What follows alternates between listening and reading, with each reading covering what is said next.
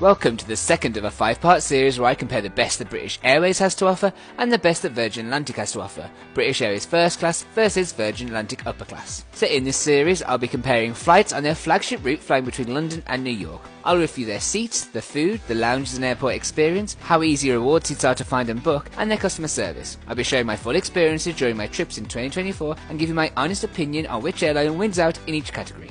Episode 2, the seats. A great airline seat doesn't always mean a great flying experience, but a bad airline seat can definitely ruin your flying experience, so what can you expect from these two UK airlines? Before I share the differences, first I'll share what these seats have in common: inconsistency. Both British Airways and Virgin Atlantic offer 3 different types of first class and upper class seats across their fleet, and in both cases there's a clear winner you want to focus on, a clear loser you want to avoid, and a clear middle ground seat. As such, for both airlines, be sure to research the aircraft you plan to fly on to see what seat you should expect. But what was my experience? Well, let's get into it. First up is British Airways. Both flights were flown in their 777 aircraft. Going out to New York, I scored the newest seat, which is a treat to experience. In true British Airways style, the seat is defined by muted colours, is stylish, and comes with a closing door which other seat types don't. The seat also comes with a pretty large fixed TV screen, meaning you don't have to stow it away during takeoff and landing, which is another great feature. Between the colours, the door and privacy, and a huge TV screen, this seat is a winner. Returning from New York, I wasn't so lucky and got the old seat.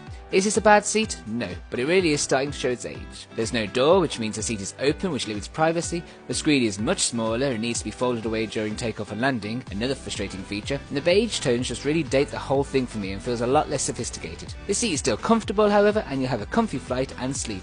This is a lot more underwhelming compared to the new seat. If you want to avoid this seat, avoid the British Airways A380. The glimmer of hope on the horizon, British Airways just announced a new first class seat for its A380 fleet, so hopefully the days are numbered for this seat. Just not yet. Next up, Virgin Atlantic. On the way to New York, I was on their A350 aircraft, which is their intermediate seat. It's not their newest or best, but it's far from their worst. I'm not gonna lie, this isn't an award-winning seat, but I like it. The chair is comfortable, there seems to be a decent amount of storage, and on the front row where I was sat, the large TV screen does not need to be stowed during takeoff and landing, and your feet have plenty of free space to move around, though this is not the case for the seats behind me. One perk of this seat, an absolutely massive table, so great if you want to do work. On the downside, it does feel that this seat is a little cramped and narrow, and there are no doors on the seat again, which limits privacy.